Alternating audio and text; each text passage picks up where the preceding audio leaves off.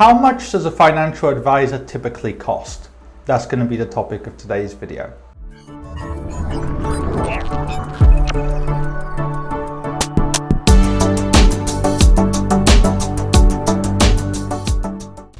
Now, many of my followers have asked me how much does a wealth management firm or financial advisor generally cost?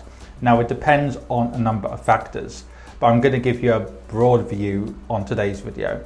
So if you pay by hour, it tends to be quite expensive because that tends to be for higher net wealth individuals. So that could be $200, $300 an hour or more, because that's the kind of advice where people are just looking maybe once or twice, 3 times a year to get like an hour of financial advice, an hour of tax advice, an hour of legal advice. There are many firms that within the same company, they have different types of advisors, including financial advisors.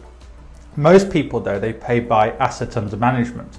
So for example, 1% of the assets under management. So if you've got 200,000, that's 2,000 a year, 500,000, 5,000 a year, and so on. However, usually above a certain point, it's less than that. It can be like 0.5% if somebody's got millions, for example. However, things are also changing. There are advisors who do things on performance fee, but that tends to be more expensive. Now, what's very interesting is in recent times, there's been a big change. There's more robo advisors. And I actually think long term, this is going to lead to more people seeking advice. I've seen it myself in the last year or two. I've had a number of new clients come to me saying, well, Adam, I never thought I would get advice before, but I started with these robo advisors who do it very cheaply, or relatively cheaply, like 0.5% or whatever. But now I realize it's more complex than I thought, so I need a human to help me. So actually in the future, I think there's going to be more people like that, because historically only 10 to 20% of the population get advice, but it's becoming much more open to more people. So I think some people will keep DIY investing, others will keep using robo advisors, but a certain percentage of people using robo advisors will use the human advisors. For me personally, I think DIY investing can work for a minority of people. Studies show that 20 or 30% do very well, but most people trade on emotions.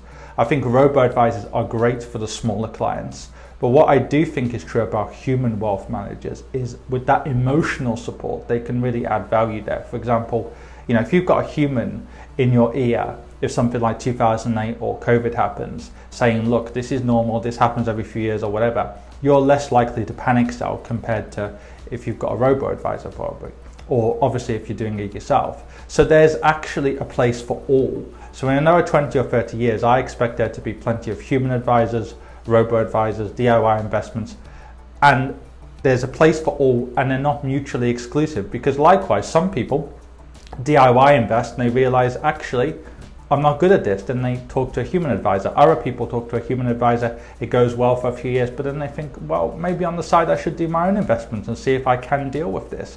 So it's not like a zero-sum game, if you see what I mean. So in the future, there's going to be a lot of changes, but I actually think the number of people getting some kind of advice is only going to go up because of technology. Technology is going to make it easier for firms, whether that's robo-advisory firms or others, to actually, service a wider range of people. Because in the traditional model, most advisors only have time to service 200 or 300 clients.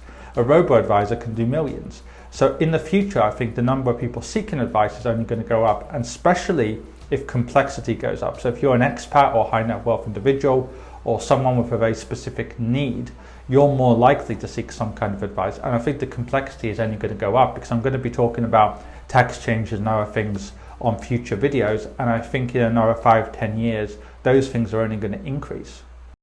How can I help you? In 2 ways.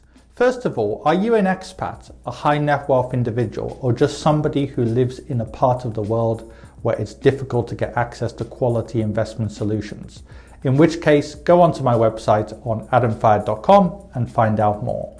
If you don't fit into any of those categories, then in which case there's a range of free material on my website, on this YouTube channel, and indeed on my Quora, where I get over 200 or have received over 231 million views in the last few years.